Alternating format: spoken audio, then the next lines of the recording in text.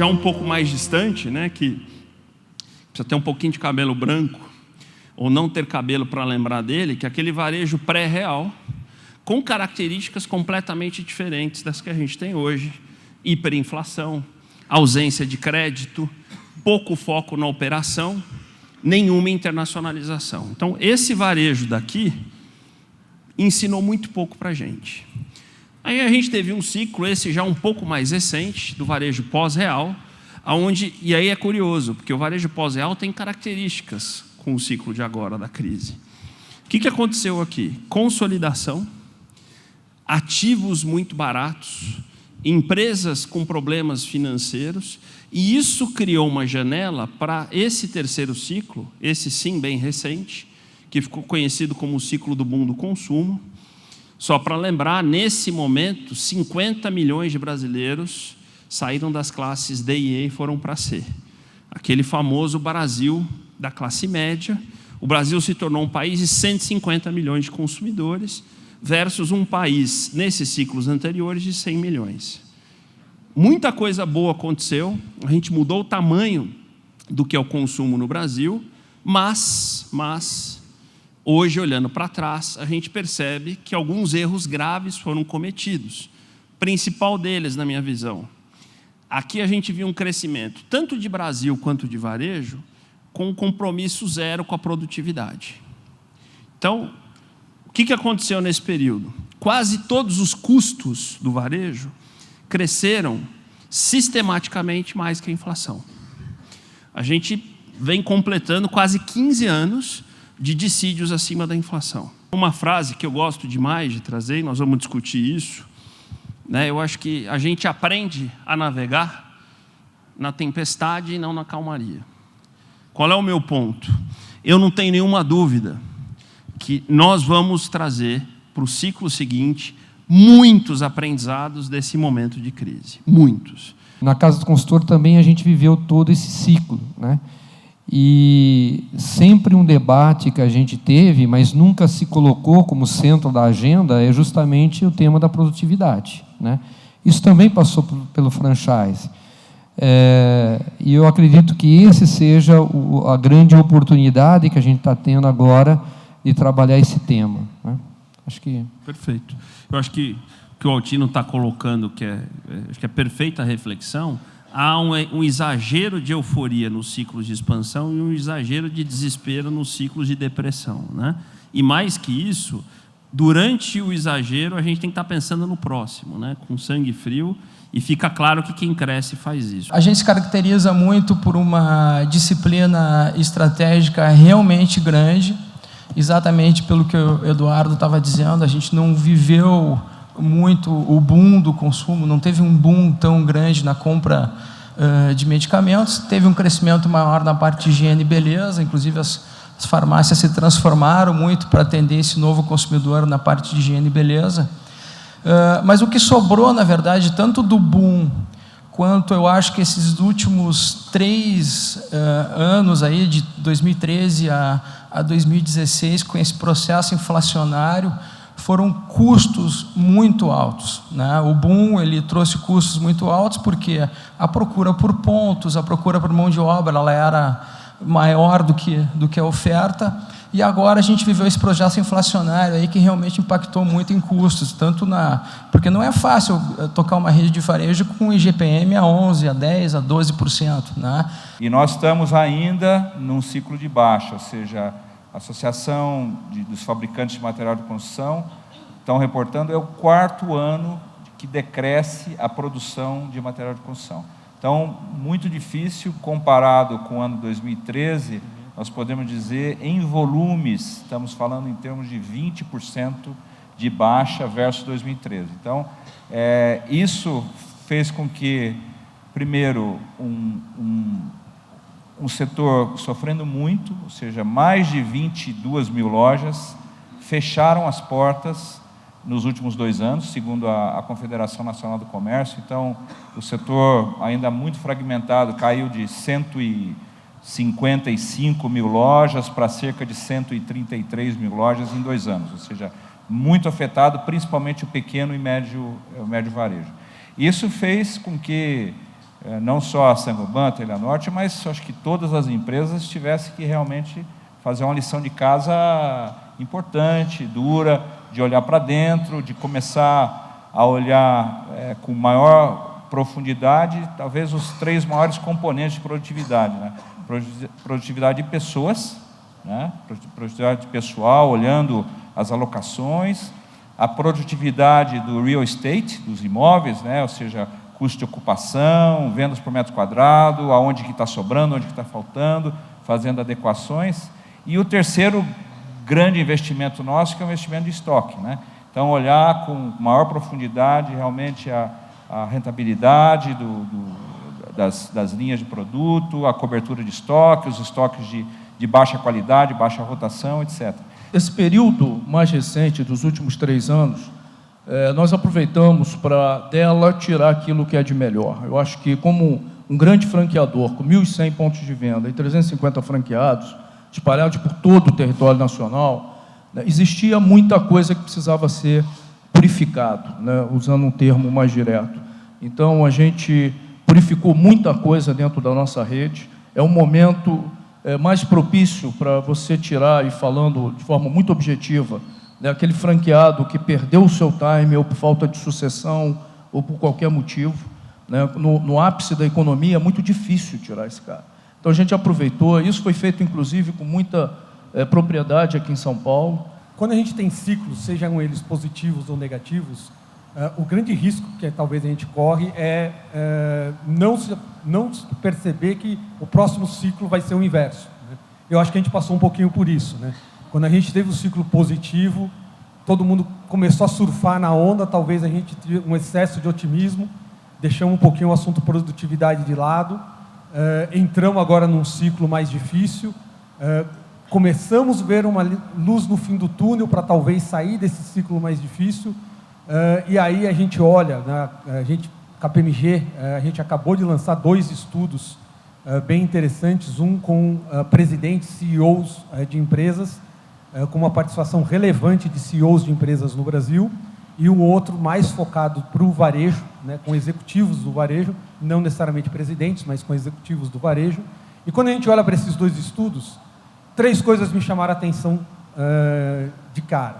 A primeira é que, entre os CEOs brasileiros, 96% dos que responderam à pesquisa disseram que a empresa dele ou vai crescer fortemente ou vai crescer nos próximos 3 anos. 96%. E aí eu começo a me perguntar se isso é um excesso de otimismo ou se a gente está ficando louco, né? Na verdade, qual que é a preocupação aqui? É a gente achar que simplesmente porque a economia vive de ciclos, e principalmente no Brasil a gente vive de ciclos, e o varejo vive de ciclos, que a gente vai sair dessa crise naturalmente, né? E por isso que em 3 anos eu vou crescer de uma forma até natural, sem necessidade de fazer nada especial. Essa pode ser uma preocupação. O segundo ponto que chama a atenção é o fato de que esses mesmos presidentes, esses mesmos CEOs, 96% dizendo que vão crescer, quando você pergunta se o setor dele vai crescer, só 50% diz que o setor vai crescer. Então não faz muito sentido, né? Como é que a gente trata isso, Otino? Olhando agora para esse novo ciclo, como é que a gente garante que produtividade esteja na agenda para valer e que isso faça com que não só as empresas e o varejo, mas o Brasil cresça de uma maneira mais estruturada? Eu acho que assim, o fim, na verdade, a produtividade é um meio, né? Perfeito. Em franchising, existe uma grande preocupação dos franqueadores de manter margem lá na ponta do franqueado. E o caminho para fazê-lo passa pela produtividade. Não é à toa que a ABF colocou como tema, esse ano, atitudes que fazem diferença, a ética, a inovação e a eficiência nessa questão da produtividade. Eu considero assim, e vou dar um exemplo um pouco da Casa do Consultor, dentro dessa conceituação, acho que são 3 elementos importantíssimos para a gente avaliar essa questão da produtividade. O primeiro é gente, pessoas, né, que é o que efetivamente vai fazer. Processos, né, e tecnologia, já que a gente está vivendo essa 4ª revolução, essa nova economia. Eu entendo que a busca pela produtividade ela deve acontecer dentro da empresa, né, dentro da equipe, e por que não também gerar mais produtividade para os seus consumidores, né? E aí eu estou falando de eficiência, de gestão de estoque, de rapidez, porque o grande mercado hoje que a gente entende que existe aí fora é o da economia do tempo. O nosso negócio era muito mais de treinamento, capacitação, do que vender hambúrguer. A gente precisava toda semana treinar novas pessoas, o cara entrava, ficava um tempo curto, pedia demissão ou criava algum motivo para ser demitido, né? Ia para a economia informal para ficar dentro do salário-desemprego e, na sequência, ele já tinha outro emprego farto para ele voltar para o mercado. Então, isso foi uma mudança que favoreceu muito. Hoje a gente tem gente, o turnover baixou radicalmente e os funcionários são muito mais comprometidos com o negócio, né? Então, essa é uma questão. Esse projeto nosso de revisão da oferta como um todo, ele nos obrigou muito a olhar a produtividade no ponto de vendas, né? Porque ficou muito claro que naquela janela de oportunidade que eu comentei, que o consumidor moderno, ele não quer mais aquele fast food tradicional, todo enlatado, padronizado, né? Ele não quer entrar no restaurante, fazer o pedido pelo número 1, 2 ou 3 do menu, que beneficiava o processo de operação na cozinha, mas era um negócio direcionado e engessado. O consumidor moderno, isso muito influenciado pelos millennials, né? Ele quer do jeito dele, na hora dele, do tamanho da fome dele, enfim, a customização, a personalização é fator crítico de sucesso. E como fazer isso sem gerar mais atrito com o consumidor? Então, esse foi um grande desafio. Então, a gente mergulhou profundamente nessa questão de produtividade, né? A adoção de tecnologia de uma forma simples, mas que funciona, né? Para vocês terem uma ideia, hoje, o acumulado de janeiro a maio, 8,2% do faturamento da nossa rede foi via online. É o que a gente chama de via digital. Que para o seu setor é um número É altíssimo. impressionante. E apareceu aqueles temas, né, sexys, né, de falar de experiência do consumidor, fidelização do consumidor, que são extremamente importantes. Por favor, não estou dizendo aqui que eles não são relevantes, pelo contrário. Mas é bom falar disso, né? Falar de produtividade não tem esse apelo sexy, né? Só que aí a gente foi um pouco além, né? E a pergunta no estudo foi, ok, 36% das empresas que responderam o estudo disseram que a prioridade número 1 para prosperar o negócio nos próximos 3 anos é mudar a experiência do consumidor e fidelizar o consumidor. E aí a gente perguntou, falou assim, bom, legal, mas você já faz isso? E o quão bem você faz isso? E aí, até para nossa surpresa, só 23% dos respondentes falaram, eu faço isso bem, funciona. 35% dos respondentes falaram, a gente não sabe fazer. É Olha ruim. que interessante. É ruim.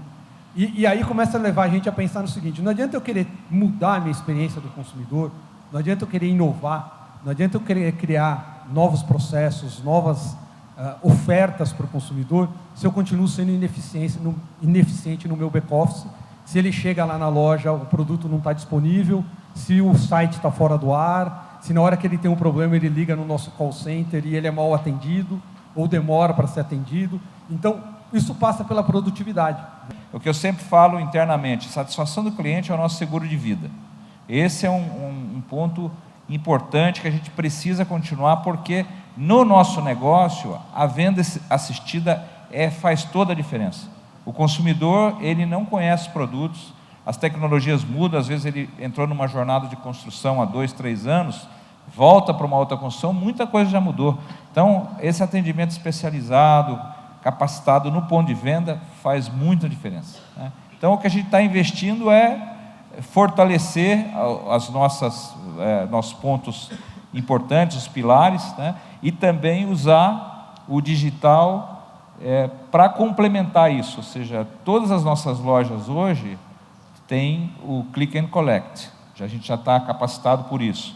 O tráfego na internet está aumentando de forma brutal, porque o consumidor, ele não quer, muita gente, quanto representa o e-commerce? Para mim é uma pergunta secundária, para mim é quantos clientes eu consigo atrair no meu site para ver os produtos, as novidades, os modos de uso, os modos de compra, e que possa servir como um complemento da loja.